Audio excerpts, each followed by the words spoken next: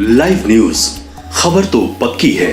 वाहेगुरु जी का खालसा, वाहेगुरु जी की फतह। मंचस्थ सभी महानुभाव, इस कार्यक्रम में उपस्थित सभी देवियों और सज्जनों और वर्चुअली दुनिया भर से जुड़े हुए सभी महानुभाव, गुरु तेग बहादुर साहब के 400वें प्रकाश पर्व को समर्पित इस भव्य आयोजन में मैं आप सभी का हृदय से स्वागत करता हूं। अभी शब्द कीर्तन सुनकर जो शांति मिली वो शब्दों में अभिव्यक्त करना मुश्किल है। आज मुझे गुरु को समर्पित स्मारक डाक टिकट और सिक्के के विमोचन का भी सौभाग्य मिला है। मैं इसे हमारे गुरुओं की विशेष कृपा मानता हूं। इसके पहले 2019 में हमें गुरु नानक देव जी का 550वां प्रकाश पर्व और 2017 में गुरु गोविंद सिंह जी का 350वां प्रकाश पर्व मनाने का भी सौभाग्य मिला था। मुझे खुशी है कि आज हमारा देश पूरी निष्ठा के साथ हमारे गुरुओं के आदर्शों पर आगे बढ़ रहा है।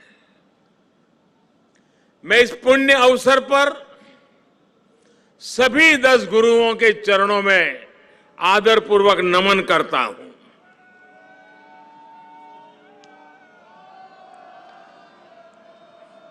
आप सभी को, सभी देशवासियों को और पूरी दुनिया में गुरुवाणी में आस्था रखने वाले सभी लोगों को मैं प्रकाश पर्व की हार्दिक बधाई देता हूं। साथियों, ये लाल किला कितने ही अहम कालखंडों का साक्षी रहा है। इस किले ने गुरु तेग बहादुर साहब की शहादत को भी देखा है और देश के लिए मर मिटने वाले लोगों के हौसले को भी परखा है। आजादी के बाद के 75 वर्षों में भारत के कितने ही सपनों की गूंज यहां से प्रतिध्वनित हुई है। इसलिए आजादी के अमृत महोत्सव के दौरान लाल किले पर हो रहा ये आयोजन बहुत विशेष हो गया है। साथियों, हम आज जहां हैं, अपने लाखों करोड़ों स्वाधीनता सेनानियों के त्याग और बलिदान के कारण है। आजाद हिंदुस्तान, अपने फैसले खुद करने वाला हिंदुस्तान, लोकतांत्रिक हिंदुस्तान, दुनिया में परोपकार का संदेश पहुंचाने वाला हिंदुस्तान, ऐसे हिंदुस्तान के सपने को पूरा होते देखने के लिए कोटि कोटि लोगों ने खुद को खपा दिया। ये भारत भूमि सिर्फ एक देश ही नहीं है, बल्कि हमारी महान विरासत है, महान परंपरा है। इसे हमारे ऋषियों, मुनियों, गुरुओं ने सैकड़ों हजारों सालों की तपस्या से सींचा है, उसके विचारों से समृद्ध किया है। इसी परंपरा के सम्मान के लिए उसकी पहचान की रक्षा के लिए दसों गुरुओं ने अपना जीवन समर्पित कर दिया था। इसलिए साथियों, सैकड़ों काल की गुलामी से मुक्ति को, भारत की आजादी को, भारत की आध्यात्मिक और सांस्कृतिक यात्रा से अलग करके नहीं देखा जा सकता। इसलिए आज देश आजादी के अमृत महोत्सव को और गुरु तेग बहादुर साहब के 400वें प्रकाश पर्व को एक साथ मना रहा है, एक जैसे संकल्पों के साथ मना रहा है। साथियों, हमारे गुरुओं ने हमेशा ज्ञान और अध्यात्म के साथ ही समाज और संस्कृति की जिम्मेदारी उठाई। उन्होंने शक्ति को सेवा का माध्यम बनाया।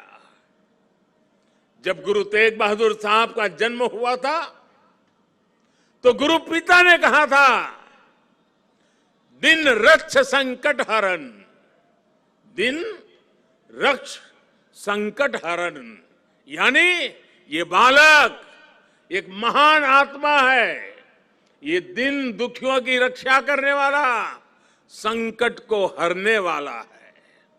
इसलिए श्री हरगोविंद साहब ने उनका नाम त्यागमल रखा।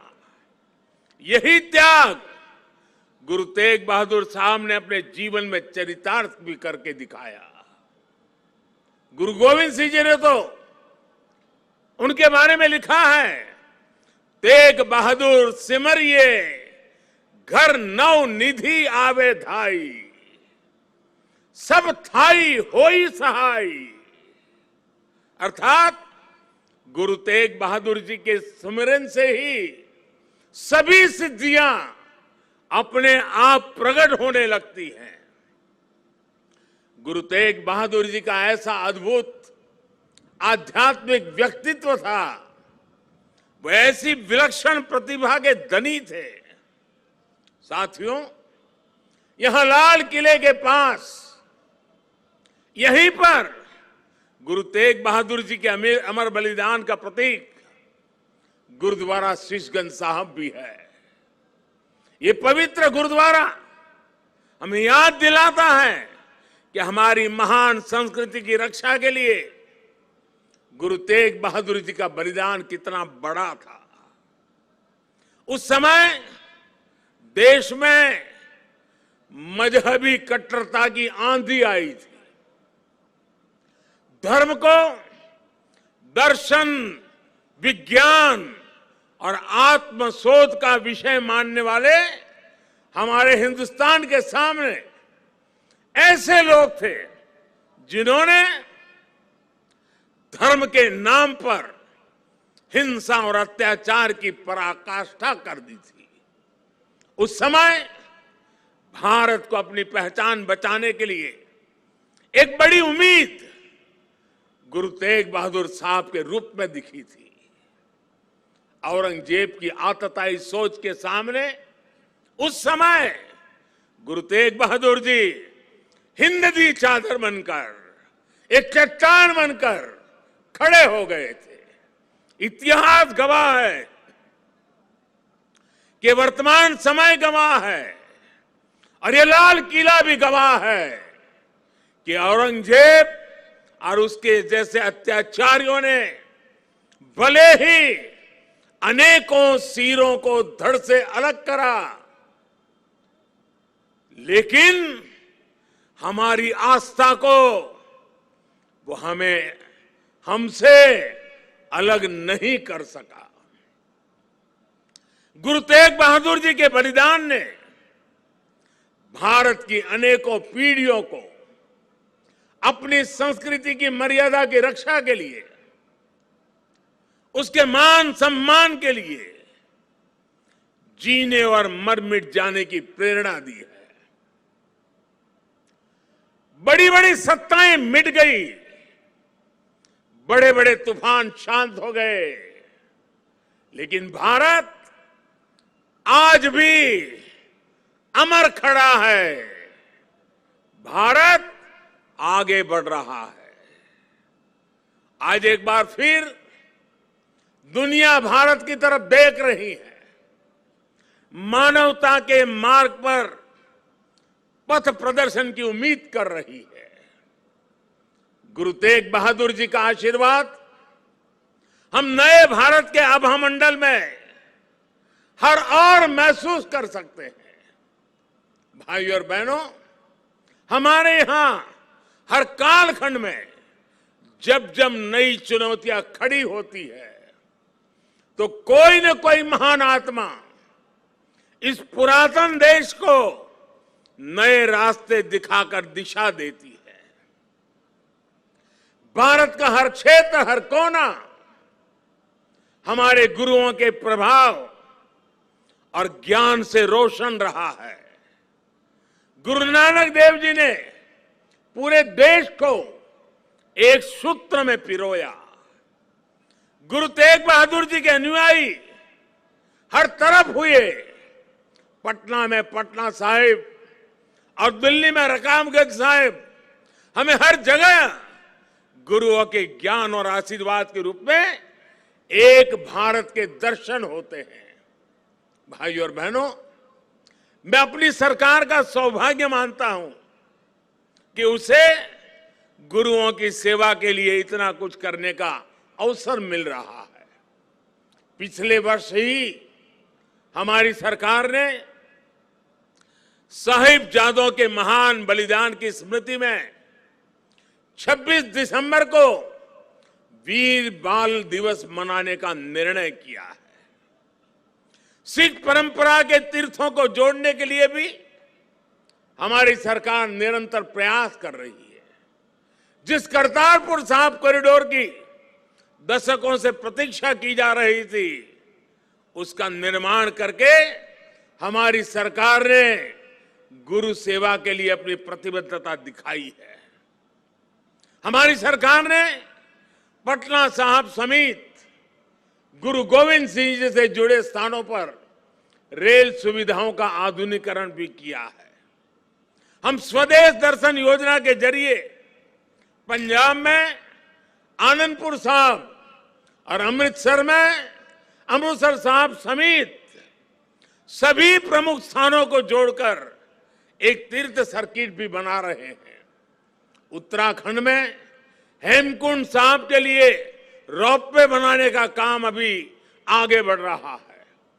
साथियों, श्री गुरु ग्रंथ साहिब जी हमारे लिए आत्म कल्याण के पथ प्रदर्शक के साथ साथ भारत की विविधता और एकता का जीवंत स्वरूप भी है।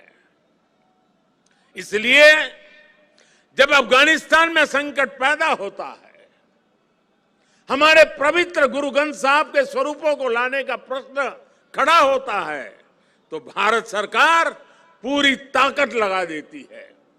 हम न केवल गुरु ग्रंथ साहिब के स्वरूप को पूरे सम्मान के साथ शीर्ष पर रखकर लाते हैं, बल्कि संकट में फंसे अपने सिख भाइयों को भी बचाते हैं। नागरिकता संशोधन कानून ने पड़ोसी देशों से आए सिख और अल्पसंख्यक परिवारों को देश की नागरिकता मिलने का रास्ता साफ किया है। ये सब इसलिए संभव हुआ है क्योंकि हमारे गुरुओं ने हमें मानवता को सर्वोपरि रखने की सीख दी है। प्रेम और सौहार्द हमारे संस्कारों का हिस्सा है। साथियों, हमारे गुरु की वाणी है, भय काहू को देत नहीं, भय काहू को देत नहीं, नहीं भय मानत आन, कह नानक सुने रे मना, ज्ञानी ताही बखानी। अर्थात ज्ञानी वही है जो न किसी को डराए और न किसी से डरे। भारत ने कभी किसी देश या समाज के लिए खतरा नहीं पैदा किया। आज भी हम पूरे विश्व के कल्याण के लिए सोचते हैं, एक ही कामना करते हैं। हम आत्मनिर्भर भारत की बात करते हैं तो उसमें पूरे विश्व की प्रगति लक्ष्य का सामने रख करके हम करते हैं। भारत विश्व में योग का प्रसार करता है तो पूरे विश्व के स्वास्थ्य और शांति की कामना से करता है। कल ही मैं गुजरात से लौटा हूं। वहां विश्व स्वास्थ्य संगठन के पारंपरिक चिकित्सा के ग्लोबल सेंटर का उद्घाटन हुआ है। अब भारत विश्व के कोने कोने तक पारंपरिक चिकित्सा का लाभ पहुंचाएगा, लोगों के स्वास्थ्य को सुधारने में अहम भूमिका निभाएगा। साथियों, आज का भारत वैश्विक द्वंद्वों के बीच भी पूरी स्थिरता के साथ शांति के लिए प्रयास करता है, काम करता है। और भारत अपनी देश की रक्षा सुरक्षा के लिए भी आज उतनी ही दृढ़ता से अटल है। हमारे सामने गुरुओं की दी गई हुई महान सिख परंपरा है। पुरानी सोच, पुरानी रूढ़ियों को किनारे हटाकर गुरुओं ने नए विचार सामने रखे। उनके शिष्यों ने उन्हें अपनाया, उन्हें सीखा। नई सोच का ये सामाजिक अभियान एक वैचारिक इनोवेशन था। इसलिए नई सोच, सतत परिश्रम और 100% समर्पण ये आज भी हमारे सिख समाज की पहचान है।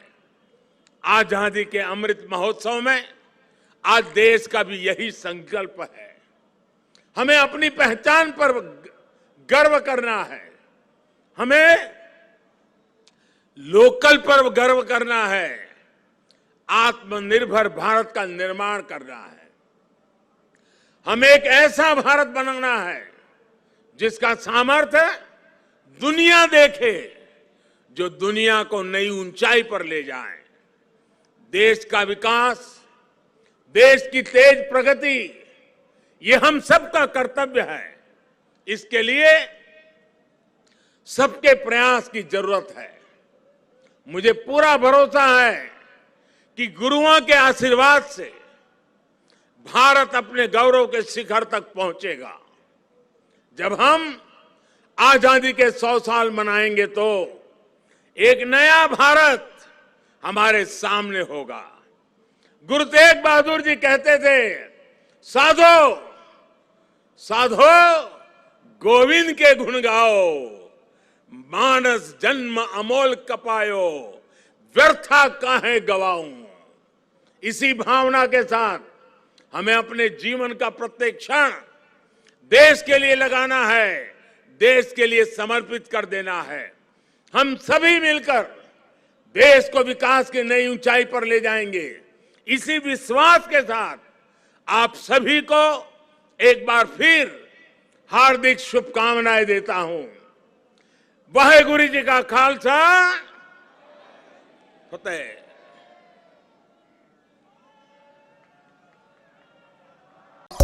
लाइव न्यूज, खबर तो पक्की है।